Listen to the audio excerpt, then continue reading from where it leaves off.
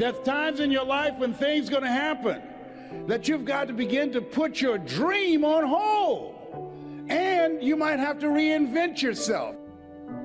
It's called life. And don't tell everybody about it. 80% don't care, and 20% glad it's you.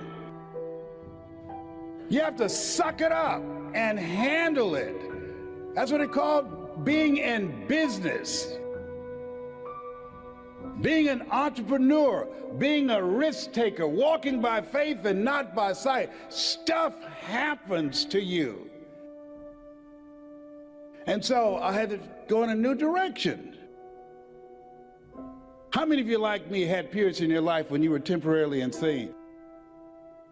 See, there are some people, one of the goals I have is training 100,000 voices of hope outside of politics and outside of religion, both of which I believe unwittingly polarize and divide people, and teach people how to deliver a message of hope and give people methods and techniques that will help them to change their lives and begin to move their lives to another level.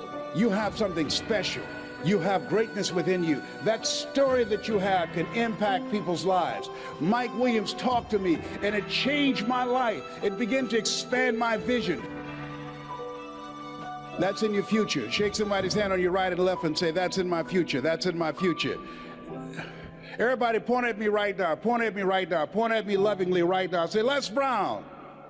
Everybody together say, Les Brown. If you can do it, I can do it. And this time when you say, I can do it, say it with conviction. Point at me again. Les Brown. If you can do it, I can do it.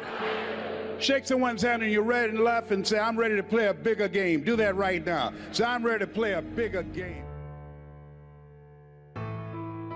I was born in a poor section of Miami, Florida called Liberty City.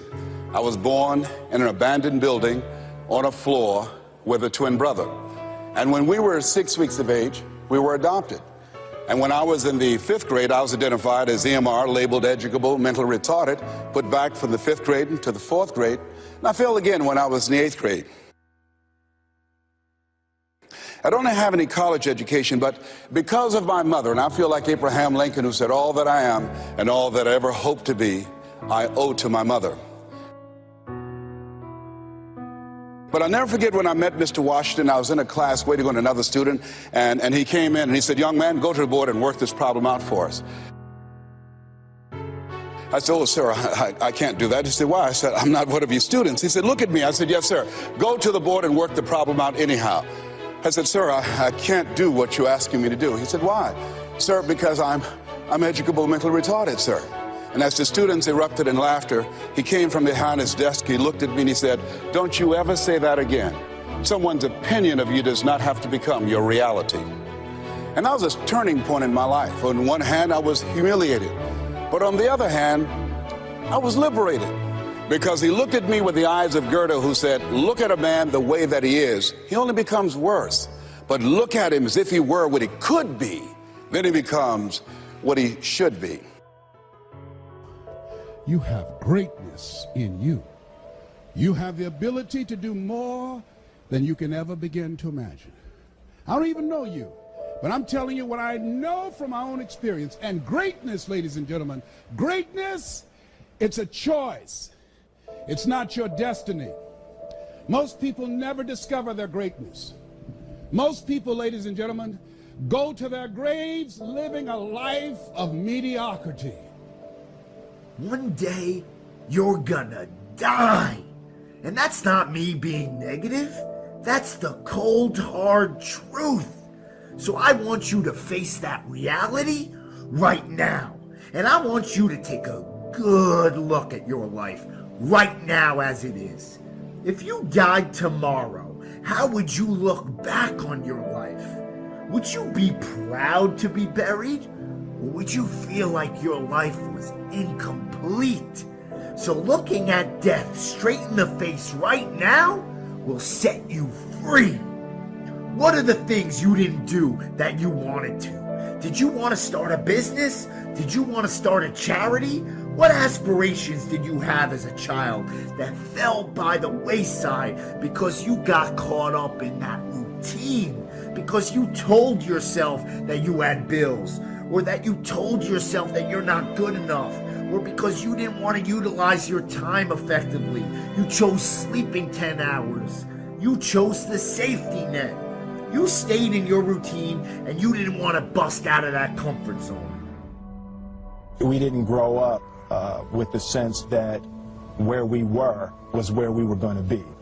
You know, we grew up with the sense that where we were almost didn't matter because we were becoming right. something greater. The first step before anybody else in the world believes it is you have to believe it. Make a choice.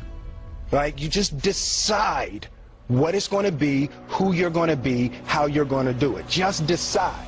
And then from that point, the universe is going to get out your way. It takes such a desperate, obsessive focus. You really got to focus with all of your fiber and all of your heart and all of your creativity. I'm motivated by fear. Fear. You know? Fear of what? Fear of fear. I hate being scared to do something. And I think what developed in my early days was the attitude that I started attacking things that I was scared of. You don't set out to build a wall. You don't say, I'm going to build the biggest, fattest, greatest wall that's ever been built. You don't start there. You say, I'm going to lay this brick as perfectly as a brick can be laid. And you do that every single day. And soon you have a wall. And soon you have a wall.